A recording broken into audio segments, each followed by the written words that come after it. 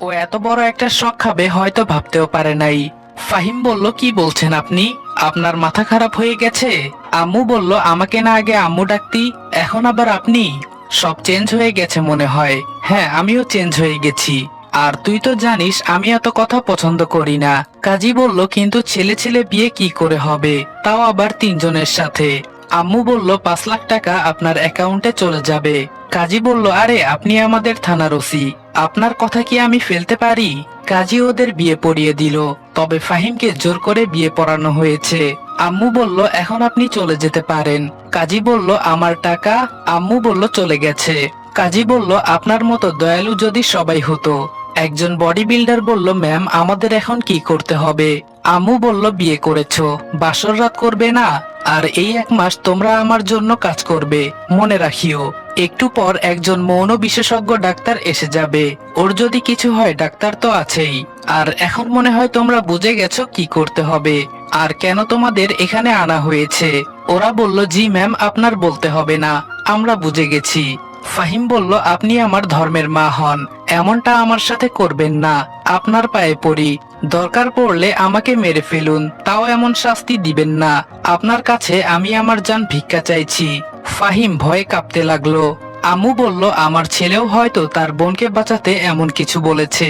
ওর হয়তো রাগ নেই, কিন্তু ওর বোনের জন্য ওর চোখে জল তো এসেছে, এটা আমি নিশ্চিত।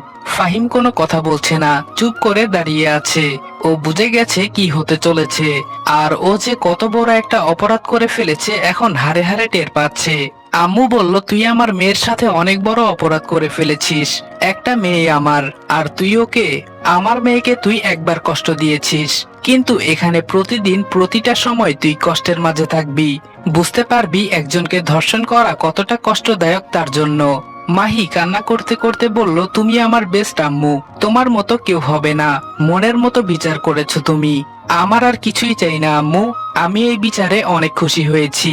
আম্মু বলল, তুই খুশি হলে আমিও অনেক খুশি। ওই ওরে নিয়ে ওই উপরের রুমে যাও সবাই।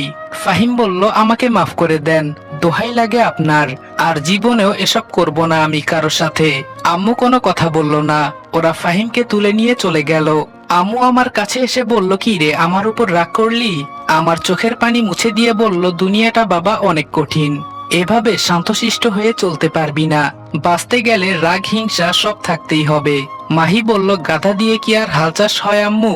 আম্মু বলল, যা তোর রুমে যা, এখন বিশ্রাম নে। মাহি চলে গেল।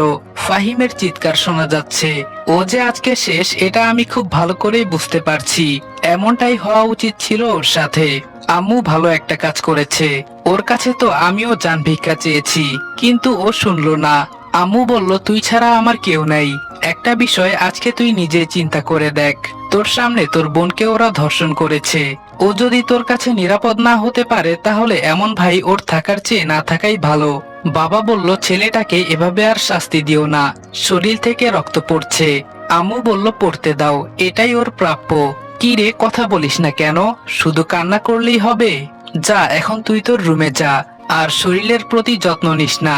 যেভাবে রক্ত পড়ছে ওরা পড়তে থাক। বাবা বলল, তুমি কি পাগল হয়ে গেছো? ছেলে আমাদের একটাই, হোক সে অপরাধী, তাই বলে কি ওকে মেরে ফেলবে? আম্মু বলল, মরবে না ও, তুমি চিন্তা করিও না, আর ও এত সহজে মরবেও না। আমি আস্তে আস্তে হেঁটে রুমের দিকে যাচ্ছি, আর রক্তে আমার শরীর লাল হয়ে যাচ্ছে। আমার আম্মু খুব ঠান্ডা মেজাজের গরম মানুষ, মানে তিনি যা কাজ করেন ঠান্ডা মাথায় করেন।